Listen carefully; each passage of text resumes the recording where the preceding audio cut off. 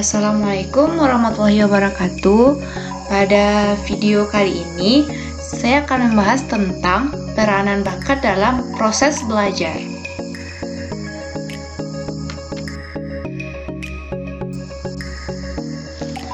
Pada peranan bakat dalam proses belajar ini, kita akan membahas tentang pengertian bakat, jenis-jenis bakat, faktor-faktor yang mempengaruhi perkembangan bakat, dan usaha guru untuk mengenali dan mengembangkan bakat.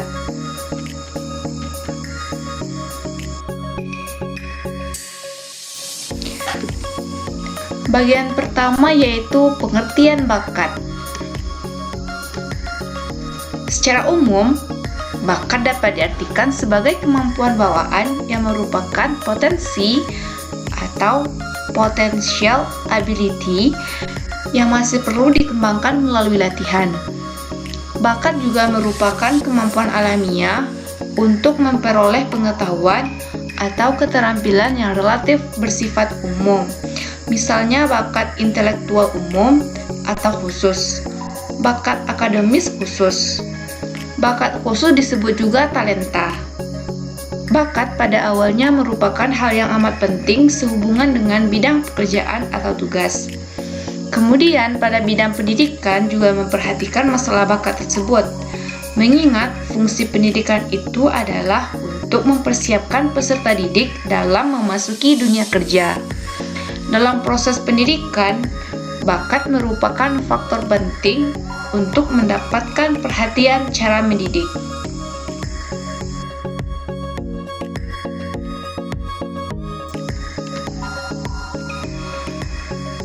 Menurut Brigham Wilford, bakat adalah kemampuan bawaan yang merupakan potensi yang masih perlu dikembangkan atau dilatih untuk mencapai suatu kecakapan, pengetahuan, dan keterampilan khusus. Meskipun bakat adalah suatu berkah yang dibawa seseorang dari lahir, bakat tersebut tidak memberi manfaat besar baginya selama anak yang bersangkutan tidak menghendaki bakat tersebut. Dalam hal ini diperlukan bimbingan dan dorongan atau dukungan dari lingkungan, baik orang tua secara khusus dan masyarakat pada umumnya.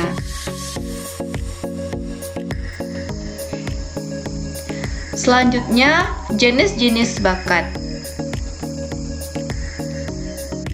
Yang pertama tuh bakat umum.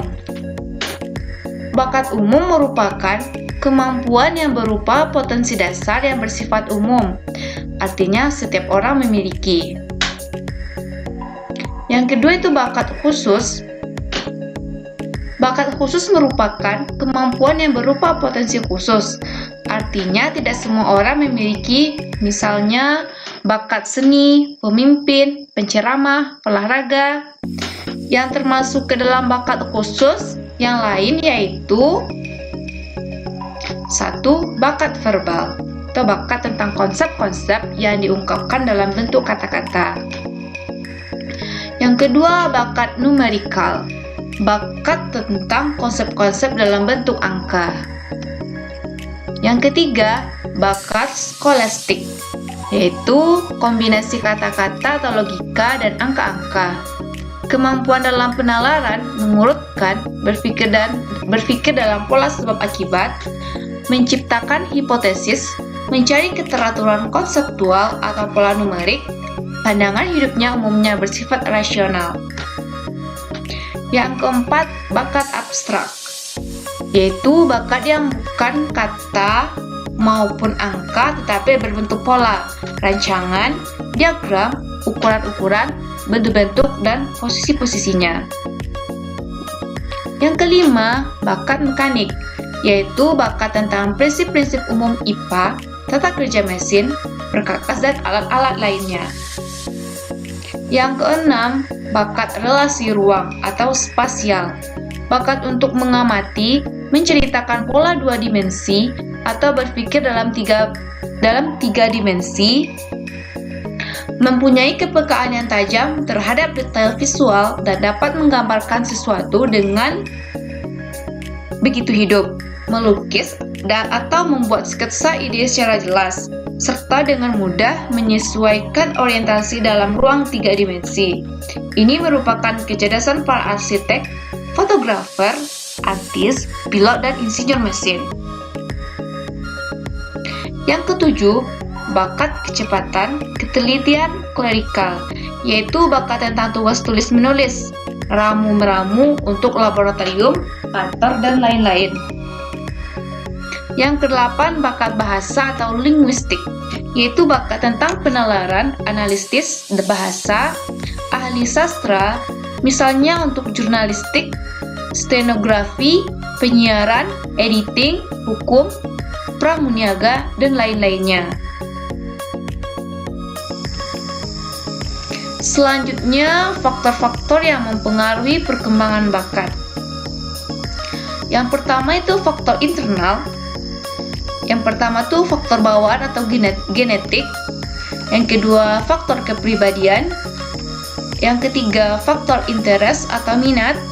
Yang keempat, motivasi. Yang kelima, value atau penilaian. Selanjutnya, faktor eksternal. Yang pertama tuh faktor lingkungan, yaitu lingkungan keluarga, lingkungan sekolah, lingkungan sosial. Selanjutnya, sarana dan prasarana. Selanjutnya, dukungan dari orang tua, pola asuh orang tua. Selanjutnya itu usaha guru untuk mengenali dan mengembangkan bakat. Yang pertama tuh mencermati berbagai kelebihan, keterampilan, dan kemampuan yang tampak menonjol pada anak. Yang kedua, membantu anak meyakini dan fokus pada kelebihan dirinya. Yang ketiga, mengembangkan konsep diri positif pada anak. Yang keempat, memperkaya anak dengan berbagai wawasan, pengetahuan, serta pengalaman di berbagai bidang. Yang kelima, mengusahakan berbagai cara untuk meningkatkan minat anak untuk belajar dan menekuni bidang keunggulannya serta bidang-bidang lain yang berkaitan.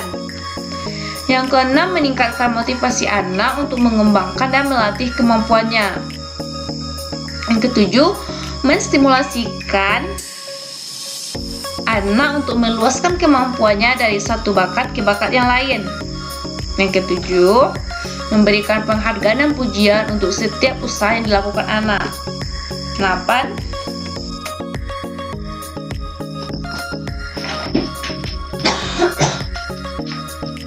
Menyediakan dan memfasilitasi sarana bagi pengembangan bakat.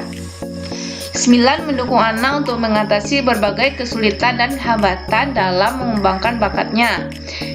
10. Menjalin hubungan baik serta akrab antara orang tua atau guru dengan anak. Terakhir, melanjutkan bakat tersebut, memberikan kesempatan untuk mengikuti lomba-lomba sesuai bakat yang dimiliki. Sekian, terima kasih.